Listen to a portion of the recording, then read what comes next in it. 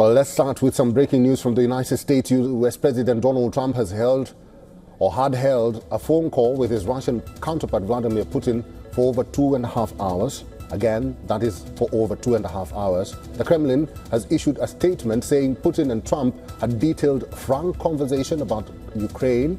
Putin has backed Trump's proposal for a 30-day mutual halt on strikes against energy infrastructure by Russia and Ukraine and has ordered his military accordingly. The Kremlin says Putin told Trump that Russia and Ukraine will conduct a prisoner exchange on Wednesday using the 175 for 175 formula.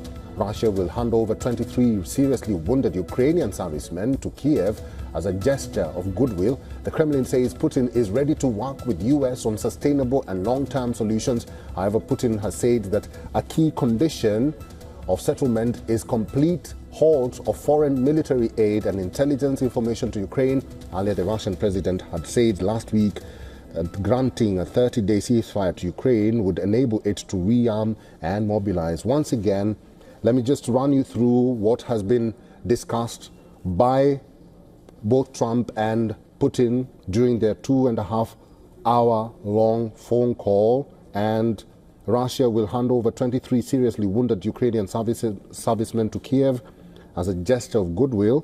Putin ready to work with the US on sustainable and long-term solutions. Putin agrees to halt strikes on energy infrastructure for 30 days. And according to the Kremlin, they say that the Putin and Trump had a detailed and frank conversation about Ukraine. Putin told Trump that Russia and Ukraine will conduct a prisoner exchange on Wednesday using their 175 for 175 formula.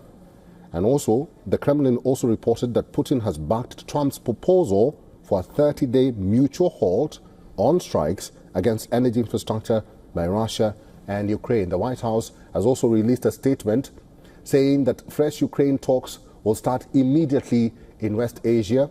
Just days ago, U.S. Secretary of State Marco Rubio and Russian Foreign Minister Sergei Lavrov held talks in Riyadh, Saudi Arabia. The latest announcement signals a fresh round of talks. Let's talk to our correspondent Susan Teherani, who's joining us from New York. Susan Teherani, you had indicated that Ukraine is also planning to issue a statement soon after the phone call between Russia and the United States. Do we have information about that?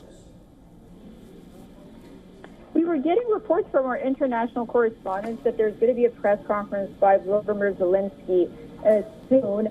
We're going to keep you up to date as soon as we get information on what Zelensky is going to say. But I do want to talk about the readout from President Donald Trump from the White House. Go ahead.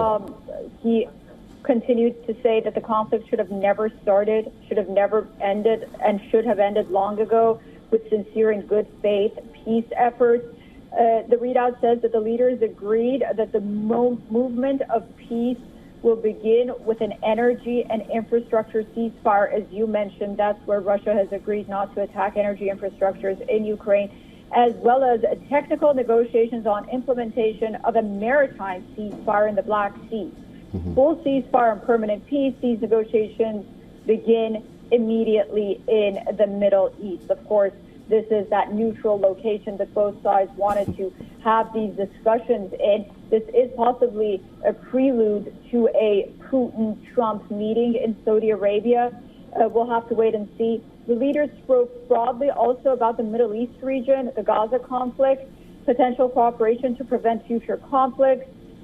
They further discussed the need to stop proliferation of strategic weapons and will engage with others to ensure the broadest possible application. They shared their views that Iran should never be in a position to destroy Israel.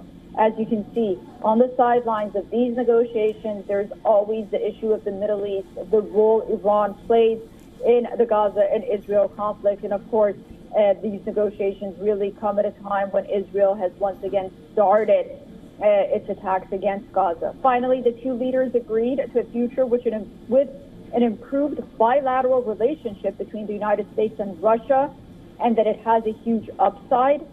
This includes enormous economic deals, and geopolitical stability when peace has been achieved. Talking about the future of U.S.-Russia relations. Eric, this is really a conversation about the realignment of the world order as we know it if these two countries agree to work with one another. Exactly. And Susan, just as you are mentioning that, the Kremlin's statement is actually very interesting because they say that Putin has raised Russian concerns about a ceasefire. Strict controls are needed. This is what the Russian president says, as well as a halt to Ukraine's forced mobilization and rearming. Putin also emphasized that Kiev's history of constantly breaking deals and terrorism has also to be taken into account. So it's interesting what both these leaders spoke about, and it would be interesting to watch out for Ukraine's response to the phone call between Trump and Putin.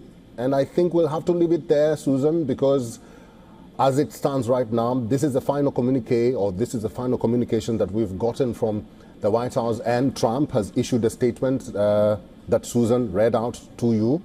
And the Kremlin has also issued a statement on what Putin did tell Trump.